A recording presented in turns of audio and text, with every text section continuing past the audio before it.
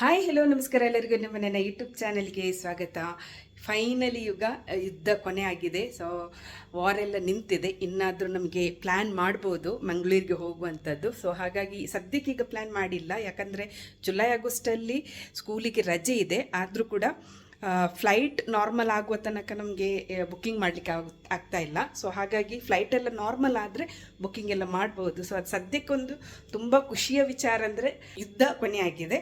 So ಬೇಗನೆ ನಾವೊಂದು plan ಎಲ್ಲ ಮಾಡ್ಬೋದು ಇನ್ನು ಮಂಗಳೂರಿಗೆ ಬರುವಂಥದ್ದು. ಇನ್ನು ವೆಯ್ಟ್ ಲಾಸ್ ಜರ್ನಿಯಲ್ಲಿ ಈಗ ನಾನು 72 ಈಗ 67ಗೆ ಬಂದಿದ್ದೇನೆ. ಅಂದರೆ ಟೋಟಲ್ ಒಂದು 3-4 kg ಅಷ್ಟು ಕಮ್ಮಿ ಆಗಿದ್ದೇನೆ ಒಂದೇ ತಿಂಗಳೊಳಗೆ. ವೆಯ್ಟ್ ಲಾಸ್ ಜರ್ನಿ ಕಂಟಿನ್ಯೂ ಆಗ್ತಾ ಉಂಟು. ಸೊ ಮುಂದೆ ನೋಡಬೇಕು ಇನ್ನು ಎಷ್ಟು. ನನಗೆ ಸಾಧಾರಣ ಒಂದು 60 ತನಕ ಒಂದು ಬರುವಂಥ ಒಂದು ಪ್ಲ್ಯಾನ್ ಮಾಡಿದ್ದೇನೆ, ನೋಡುವ. ನನ್ನೊಂದು ಹೈಟಿಗೆ ನಾನು 55ಇಂದ 60 ಒಳಗೇ ನನ್ನ ವೆಯ್ಟ್ ಇರಬೇಕು. 55 ಅದು ನಾರ್ಮಲು, 55 ಒಳಗೆ ಇರೋದು. ಸೊ ಜಾಸ್ತಿ ಅಂದರೆ 60 ಒಳಗೇ ನಾನು ಕಂಟ್ರೋಲ್ ಮಾಡಬೇಕು ನನ್ನ ವೆಯ್ಟನ್ನು. ಸೊ ಅದಕ್ಕೋಸ್ಕರ ಇನ್ನೂ ಕೂಡ 5-6 kg ಕಮ್ಮಿ ಆಗುವಂಥ ಟ್ರೈ ಮಾಡ್ತಾ ಇದ್ದೇನೆ. ಸೊ ನೋಡುವ ಮುಂದೆ ಏನಾಗ್ತದೆ ಅಂತೇಳಿ ಟ್ರೈ ಮಾಡ್ತಾ ಇದ್ದೇನೆ. ಫಾಸ್ಟಿಂಗ್ ಮಾಡ್ತಾ ಇದ್ದೇನೆ, ಕೆಲವೊಮ್ಮೆ ಇಂಟರ್ಮಿಡಿಯೇಟ್ ಫಾಸ್ಟಿಂಗ್ ಮಾಡ್ತಾ ಇದ್ದೇನೆ, ಡಯಟ್ ಮಾಡ್ತಾ ಇದ್ದೇನೆ, ಪ್ರಾಪರಾಗಿ ನ್ಯೂಟ್ರಿಷನ್ ಫುಡ್ ತಗೊಳ್ತಾ ಇದ್ದೇನೆ. ಅಂದರೆ ವೆಜಿಟೇಬಲ್ಸ್ ಆಗಿರ್ಬೋದು, ಹೆಲ್ದಿ ಒಂದು ಹಣ್ಣು ಹಂಪಲು ಆಗಿರ್ಬೋದು, ಅಂದರೆ ಫ್ರೂಟ್ಸ್ ಆಗಿರ್ಬೋದು, ಡ್ರೈ ಫ್ರೂಟ್ಸ್ ಆಗಿರ್ಬೋದು, ಕಾಳಾಗಿರ್ಬೋದು, ಅಂದರೆ ಹೆಸರು ಕಾಳೆಲ್ಲ, ಈ ರೀತಿ ಒಂದು ಹೆಲ್ದಿ ಫುಡ್ಡನ್ನು ತಗೊಳ್ತಾ ಇದ್ದೇನೆ. ನೋಡುವ ನನ್ನ ವೆಯ್ಟ್ ಎಷ್ಟು ಕಮ್ಮಿ ಆಗಿದೆ ಅಂತೇಳಿ. ನೋಡಿ 72 ಇದ್ದೆ, ಈಗ 68 ತನಕ, 67 ತನಕ ಬಂದಿದೆ.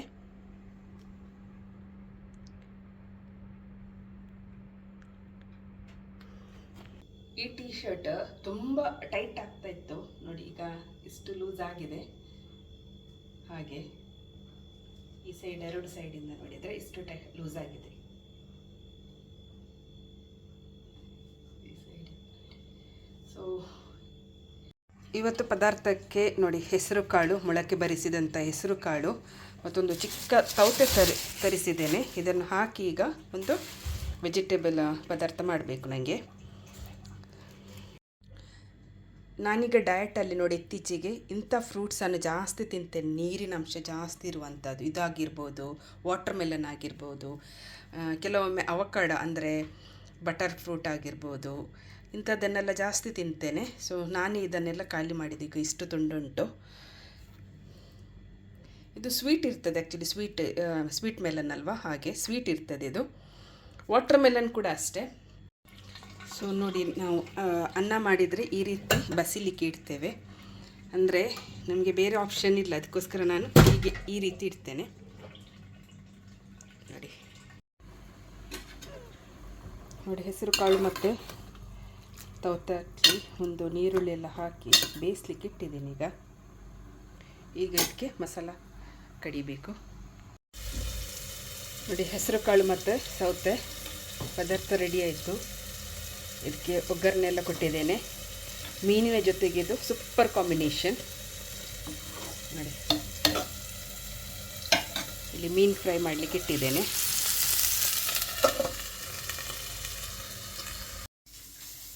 ನಮ್ಮ ಈ ಒಂದು ಅಡಿಗೆ ಕೋಣೆಯಲ್ಲಿ ತುಂಬ ಸೆಕೆ ಅಂದರೆ ತುಂಬ ಸೆಕೆ. ಸೊ ನಾನು ಈ ನೀರಿನ ಬಾಟಲ್ ರೆಡಿ ಇಡ್ತೇನೆ ನೋಡಿ. ಇದು 1 ಲೀಟರ್ದು ಬಾಟಲ್.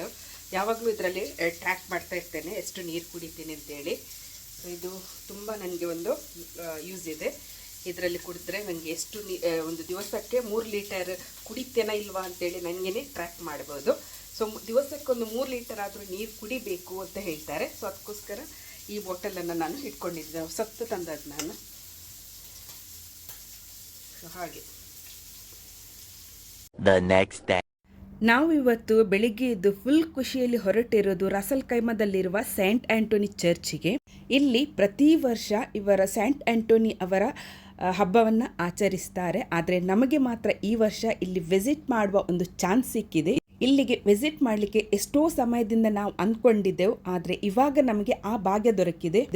ನೋಡಿ, ಇಲ್ಲಿ ನಾವೀಗ ರೀಚ್ ಆಗಿದ್ದೇವೆ. ತುಂಬ ಬೇಗನೆ ನಾವು ರೀಚ್ ಆಗಿದ್ದೇವೆ ಅಂತ ಹೇಳ್ಬೋದು. ಸೊ ನಮಗೆ ಮಾಸ್ ಟೈಮಿಂಗ್ ಇತ್ತು 5 ಗಂಟೆದ್ದು. ಸೊ ನಾವು ರೀಚ್ ಆಗಿರುವ ಟೈಮ್ 3:30.